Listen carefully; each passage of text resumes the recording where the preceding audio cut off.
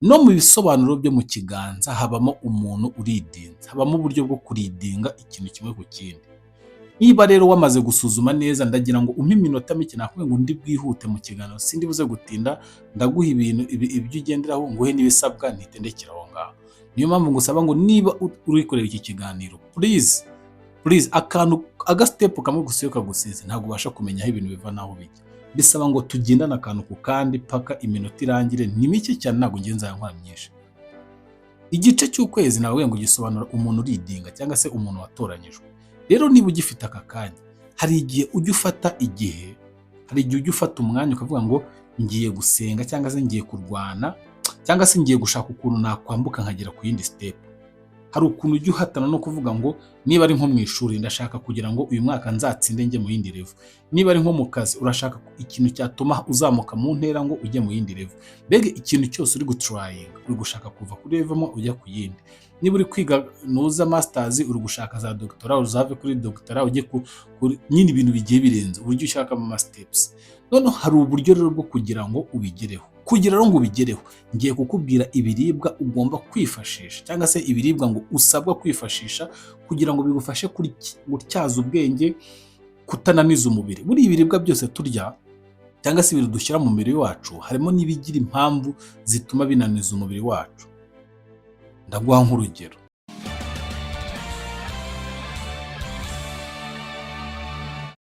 Ndakwakiriye kandi nongeye kuguha ikaze ku biganiro byanjye umunsi ku munsi mbakorera, nawe ubikurikirana ukanabiha comment cyangwa se ugatanga uko nawe wabyumvishije. Imana igikomeza kuguha umugisha kandi ikomeze kudutezanya imbere njye nawe. Nongeye kubashimira kandi mbikuye ku mutima, ciye bugufi, yaba mwebwe cyangwa se imbere y'Imana. Ndabashimira ubwa subscribers 26,000 tumaze kuzuza, n'abandi bantu barengaho ku ruhande.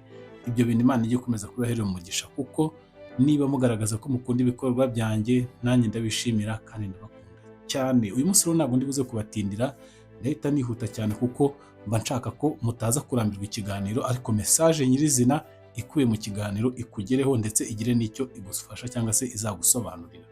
Uyu munsi tugiye kuganira kuri topic ivuga ngo fata ibi biribwa mu gihe ufite iki kimenyetso cy'igice cy'ukwezi kandi uri gutegura kwambuka kwawe.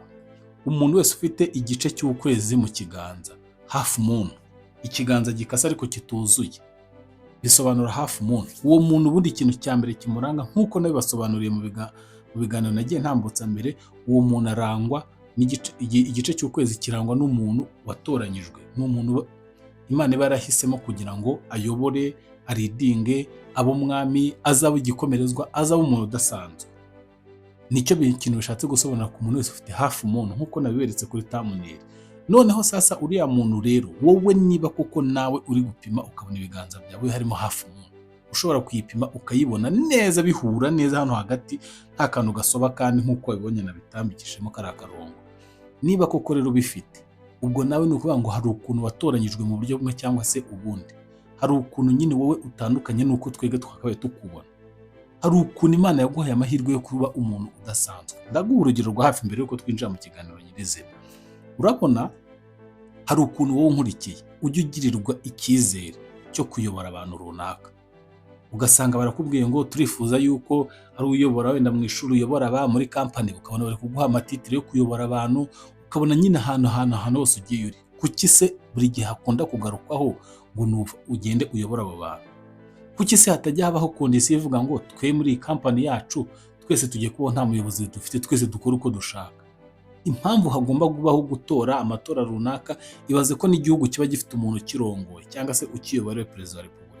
Si uko igihugu kinaniye kubaho twidegembya twese ngo ntitugire utuyobora, ahubwo nuko tuba tugomba kugira umuntu umwe uturidinze cyangwa se uwo twitoreye kugira ngo adufashe gushyira mu bikorwa ibintu runaka kugira ngo igihugu kigendere ku murongo. No mu bisobanuro byo mu kiganza habamo umuntu uridinze, habamo uburyo bwo kuridinga ikintu kimwe ku kindi. Niba rero wamaze gusuzuma neza, ndagira ngo umpe iminota mike, nakubwiye ngo ndi bwihute mu kiganiro, sindi buze gutinda, ndaguha ibintu ibyo ugenderaho, nguhe n'ibisabwa, ntitendekera aho ngaho. Niyo mpamvu ngusaba ngo niba uri kureba iki kiganiro, please akantu agasitepu kamwe gusa iyo kagusize ntabwo ubasha kumenya aho ibintu biva n'aho bijya. Bisaba ngo tugendane akantu ku kandi paka iminota irangire, ni mike cyane, ntabwo ngiye nzayantwara myinshi.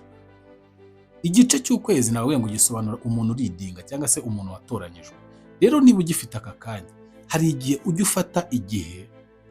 ufata umwanya ukavuga ngo ngiye gusenga cyangwa se ngiye kurwana cyangwa se ngiye gushaka ukuntu nakwambuka nkagera ku yindi step. Hari ukuntu ujya uhatana no kuvuga ngo niba ari nko mu ishuri ndashaka kugira ngo uyu mwaka nzatsinde njye mu yindi level. Niba ari nko mu kazi urashaka ikintu cyatuma uzamuka mu ntera ngo ujye mu yindi level. Mbega ikintu cyose uri gutrayinga, uri gushaka kuva kuri level mo ujya ku yindi. Niba uri kwiga nuza masters uri gushaka za doctora uzave kuri doctora ujye nyine ibintu bigiye birenze uburyo ushaka mu steps. None hari uburyo rero bwo kugira ngo ubigereho. Kugira ngo ubigereho ngiye kukubwira ibiribwa ugomba kwifashisha cyangwa se ibiribwa ngo usabwa kwifashisha kugira ngo bigufashe gutyaza ubwenge, kutananiza umubiri. Buri ibiribwa byose turya cyangwa se ibintu dushyira mu mubiri wacu harimo n'ibigira impamvu zituma binaniza umubiri wacu. Ndaguha nk'urugero. None se ubu nk'aka kanya niba tuvuga uri nk'umunyeshuri ufite nk'ikizamini wenda ejo uzajya gukora, sibyo? Ubu uraye unyweye inzoga ugasinda ejo wajya mu kizamini ukagishobora. Kubera iki? Ibyo binyobwa wanyweye byinjiye mu mubiri birawunetraliza, birawunaniza. Ejo mu gitondo nubyuka ugiye kujya mu kizamini ushobora kutabona imbaraga ukiri muri hangover. Bivuga ngo icyo ni ikinyobwa kiziririzwa. None aha ngaha rero sasa ku muntu ufite igice cy'ukwezi mu kiganza, hari ibiribwa cyangwa se ibinyobwa uba usabwa gufata muri icyo gihe watangiye transition yo kwinjira mu gushaka kwambuka kwawe. Ijambo kwambuka meaning risobanura ibintu byinshi. Kwambuka ni ugushaka kuva kuri level mo ujya ku yindi. Kwambuka ni uguhindura amateka. Kwambuka ni uguhindura inshuti. Kwambuka ni uguhindura situation y'ubuzima wabagamo. Kwambuka ni uko wava mu busiribateri ukajya mu rushako. Kwambuka nyine bisobanurira ibintu byinshi cyane mu buryo bw'imisengere cyangwa by'imyizerere. Noneho rero sasa niba ufite iki kimenyetso cy'igice cy'ukwezi mu kiganza, hari ibintu ngo uba usabwa kurya mu gihe ugiye gutangira gushaka guhatana no kwambuka uva mu kintu kimwe cyangwa se ikindi. Biraza gusaba rero ko ukurikiye iki kiganiro ugiye kwambuka uve he ujya he. Wowe unkurikiye, ni iki kintu muri aka kanya se muri mesi ushaka gusengera ngo wambuke uve kuri level mo ujye ku yindi?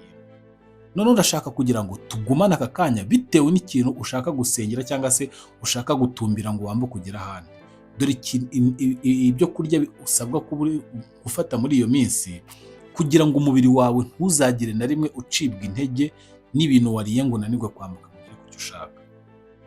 Ejo utazaba uri gutrayinga gushaka umugore cyangwa se gushaka umugabo wisanga wanyweye ibiyobyabwenge hanyuma umuntu nimuhura abone ko utari seriye akubenge. Ahubwo hari ibindi bintu ushobora kunywa cyangwa kurya bigatuma icyo kintu uzajya kukigeraho nta nzitizi zigeze zibaho na gato. Ngira ngo ubwo muri kumva impamvu iyi topic yacu ikiganishaho. Noneho nimunyemerere rero niba nta kibazo bibatwaye nibura mwamaze gusobanukirwa n'ibyo mbabwiye, noneho ninjire nyirizina kuri ibyo biribwa cyangwa se ibyo binyobwa wowe usabwa gukonsoma kugira ngo muri icyo gihe cyose uri gutrayinga kwinjira mu kwambuka kwawe bigufashe nta kintu, nta nzitizi n'iyi n'imwe uhuye nayo. Dore ikintu cya mbere usabwa kurya, nzajya nyikubwira nanagusobanurira icyo kimaze ku mubiri wawe, hanyuma nawe uraza guhuza koko wumve ko mu gihe cyose uri gusengera ngo wambuke uve muri step ujye mu yindi, koko icyo kintu nukiriye cyangwa se nukinywa nta kintu kizigera kikubangamiraho. Ikintu cya mbere usabwa, ikintu cyitwa umwumbati cyangwa se imyumbati. Imyumbati ngo urasabwa kuyirya cyane kuko iyo transition ushobora kuzayikora wiyirizamo, ushobora kuzayikora igihe cy'ukwezi ariko wenda ufata umwanya munini cyane wo gusenga ukajya urya ibiryo bikeya. Ntabwo rero mu gihe cyose uri gusenga n'ubwo wenda waba utari kwiyiriza ibiryo byose mu gihe ugiye kurya hari ibiryo byose ugomba kwita ukonsoma. Oya, ushobora kubirya wamaze umunsi wirije cyangwa iminsi ibiri, wapfa kurya ibiryo uhubaguritse ibyo ari byo byose bikakwangiriza umubiri ejo ukananirwa kongera kuwukoresha. Ariko impamvu batubwiye ngo igihingwa cy'imyumbati cyo uragisaba, impamvu gisabwa, imyumbati ni igihingwa ngandurarugo, ngo ni igihingwa gitera imbaraga. Niba koko wenda ushaka kwambuka muri iyi minsi ariko witeguye amasengesho rero tuvuga azamara nk'icyumweru, ntabwo usabwa kurya makaroni, ntabwo usabwa kurya umuceri, nyine hari ibiryo biza bikananiza igifu bikagifatisha. Ariko ngo imyumbati icyiza cyayo, imyumbati nabwo apana ubugari ni imyumbati buva mu myumbati, ariko aha ngaha bari kutubwira ya myumbati nyirizina atari ubugari. Kubera icyo ari imyumbati kuko babyita ngo ni igihingwa ngandurarugo, ngo ni igihingwa cy'amafufu gitera imbaraga. Iyo uri kurya imyumbati muri iyo minsi runaka wafashe yo gusenga ngo wambuke uve kuri step ujye ku yindi, icyo igufasha gukomeza amagufa n'imbaraga. Ntabwo ituma umubiri wawe uremererwa cyane ko imyumbati akenshi tutayikaranga tuyitogosa. Ni ukuvuga ngo uri kuyirya n'ubundi iri natirere kandi ifite amafufu. Ariko nuyirya ari nk'ubugari izaza inyerera n'ubundi igenda ikunaniza. Cyane ko nk'abantu munkurikiye abenshi ikigero kinini cyane ku bantu bakunda ubugari, uzarebe iyo umaze kurya ubugari uhita usinzira cyangwa ugacika intege. Ariko ntabwo ushobora kurya imyumbati ngo usinzire kandi byose bikorwa mu gihinga kimwe. Niyo mpamvu aha ngaho bakubwira ngo imyumbati kandi nabwo y'imiribwa, kuko buriya murabizi habaho imyumbati y'imiribwa n'itari imiribwa.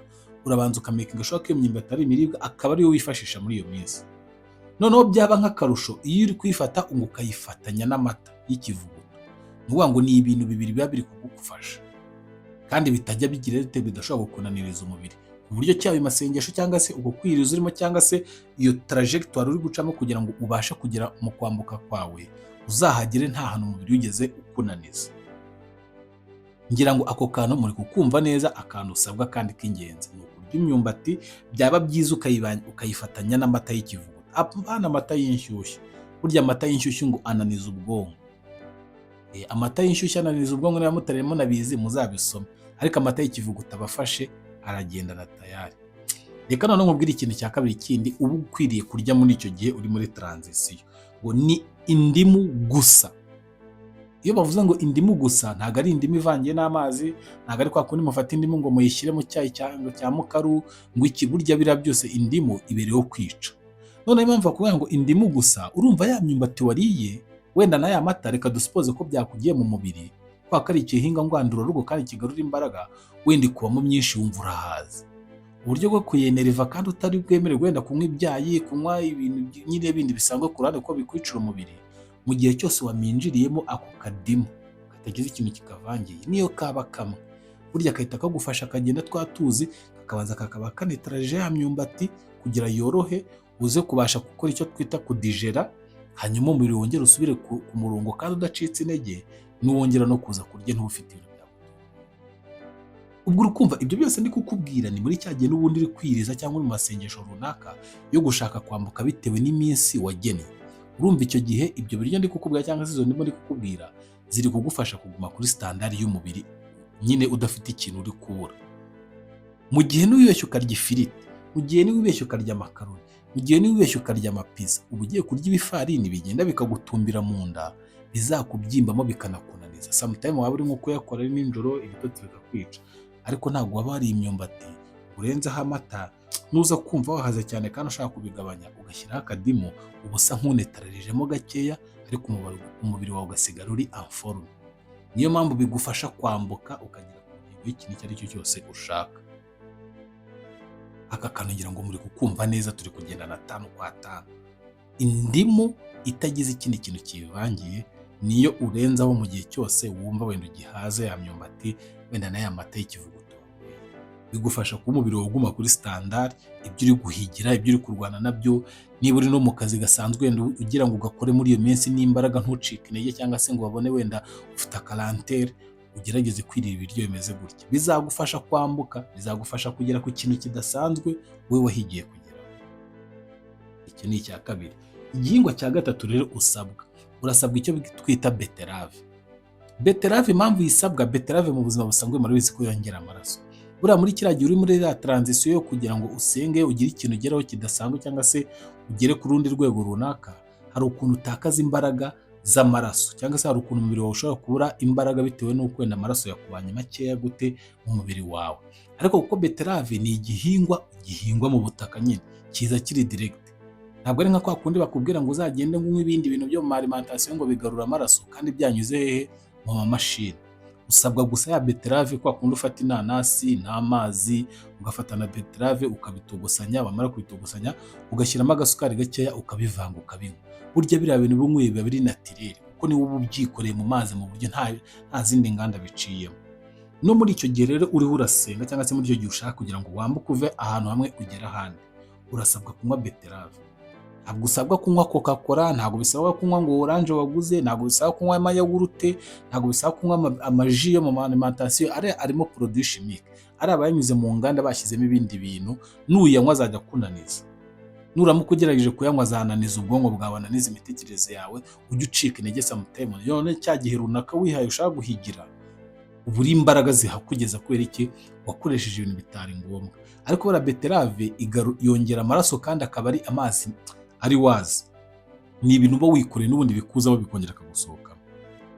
Ubwo urukumva aho hantu honyine ngeze hamaze kukwereka ko nuramuka ukoresheje ibyo bintu ndi kuvuga, urukumva ko umubiri wawe uracyari super. Nta kintu na kimwe umubiri wawe ugeze wakira ngo kibe cyakwica cyangwa se cyakunetraliza, cyane ko wamaze kwiha umugambi wo kugenda cyangwa se wo gutangira urugendo rwo gushaka kugera ku ntego runaka, ariko noneho uranabifatanya no kurya ibintu cyangwa se gukonsoma ibintu bidafite ahantu bihuriye no kukubuza kugera ku ntego zawe, bitewe n'uko umubiri wawe wagize gute? Wacitse intege. Urasabwa rero akantu kitwa beterave kukanywa, kandi ariko ntuyinywe nanone ku kigero cyo hejuru. Oya, buriya beterave nyine iba igomba kuza ngo igufashe kugarura imbaraga z'amaraso uri kugenda utakaza, ariko nanone ize kukuvamo wongere usigare uri tayari. Kuko nanone murabizi ko iyo uhaze cyane cyangwa iyo ufite inyota ukanywa ibintu cyane ukongera ku rwego rwo hejuru, n'ubundi urongera ugacika intege. Kuko guhaga cyane bica intege no gusonza cyane bica intege. Urumva rero ugomba kuba urimo hagati.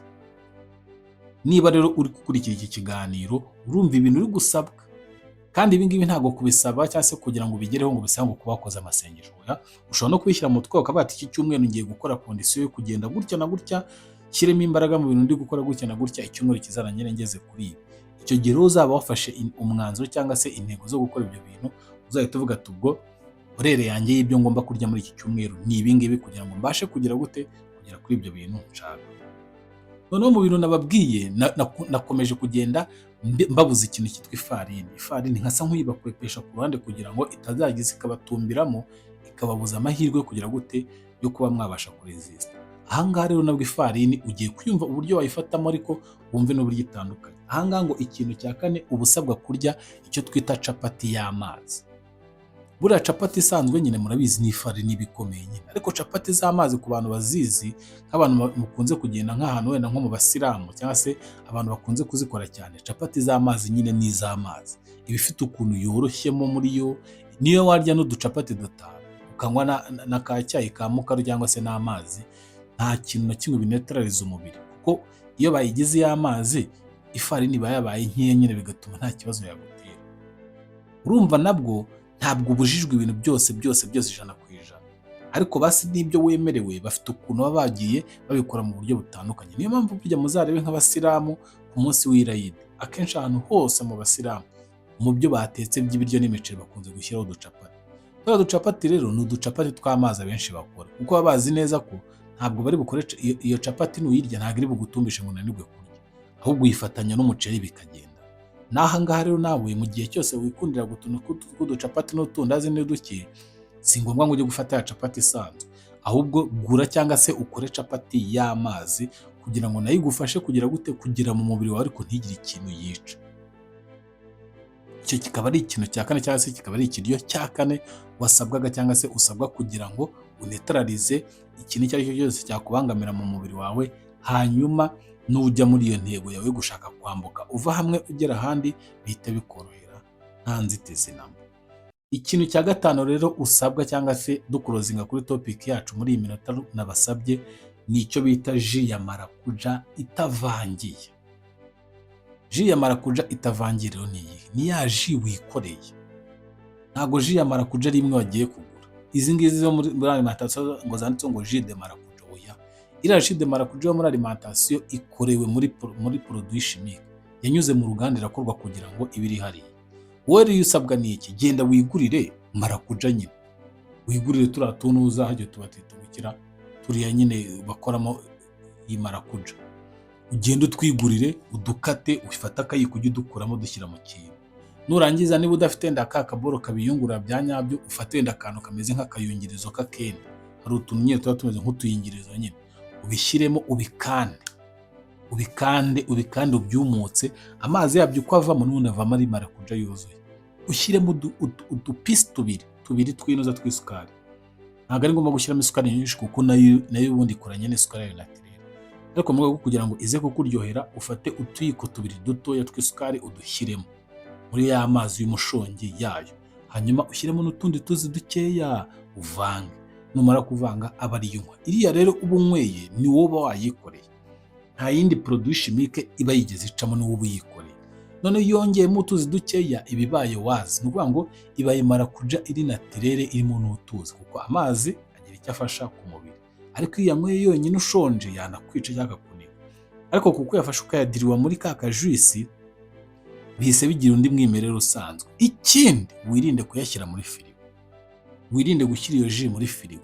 Mu bintu byose nababwiye aha ngaha, icyo wumva cyose gifite aho cyahurira na firigo, ubwo ndi kuvuga beterave, ndi kuvuga indimu, ndi kuvuga ji iyi ngiyi y'amatunda ya nyuma tuzi, ntiwemerewe kubishyira muri firigo, kuko ikintu cyose cyagiye muri firigo kigafata ubukonje gihita kiba umwimerere wacyo w'uburyohe cyangwa se gu yabyo iragabanuka, kuko buri ubukonje bunetraliza gu. Bivuze ngo ibintu byose nababwiye aho mwumva bisabwa kujya muri firigo, byo ntiwemerewe kubishyira muri firigo icyo gihe. Ugomba gufata iyi marakuja amatunda, aha ni amatunda, ugomba gufata itunda ukarikuramo turiya tuntu, ukishyiramo amazi, ugakamura, ugashyiramo agasukari gakeya n'utundi tuzi dukeya bikoroha, ugahita ubinywa gutyo, apana kubibanza kubicisha hehe muri firigo. Niba ari beterave nayikubwiye, yikore uyiteke, nimara gushya uyitereka ahantu ihore, uyivangemo agasukari gake uyinywa, ariko ntumbwire ngo ugiye kuyishyira muri firigo uze kuyikuramo uyinywa, nta kintu biraba bikumariye. Ibi bintu bitanu nkubwiye byo kurya cyangwa se ibi biribwa bitanu nkubwiye, muntu wanjye, muntu nkurikira, abantu mukurikira ibiganiro byanjye, iki kiganiro kirakureba especially wowe, kuko ndabizi ko ushobora kwita uvuga ati ngiye gufata umwanya wo kwita ntangira kwita ninjira muri uyu wenda mu minsi runaka kugira ngo mbashe kugera kuri iki kintu. Kandi mujye mugerageza gutrayinga bro, nta kintu na kimwe gishobokera uwifuje cyangwa se uwabisabye Imana. Ikintu cyose aka kanya uri kuri iki kiganiro wowe wumva ushaka kugeraho, ntabwo ari magic bigusaba kubigeraho. Oya, banza ubyakire mu mutwe, mva ko ibyo bintu wabikora, unabyegereza umutima, unabisengere, ubihe plan noneho. Uvuga ati birashoboka ko ibintu nabigeraho mu cyumweru kimwe, cyangwa se hari ukuntu nshaka Imana inyigaragariza mu kwezi, mu cyumweru kimwe. Nutangira kuyiplaninga, ubanza ubihuze n'ibyo ugomba kubura.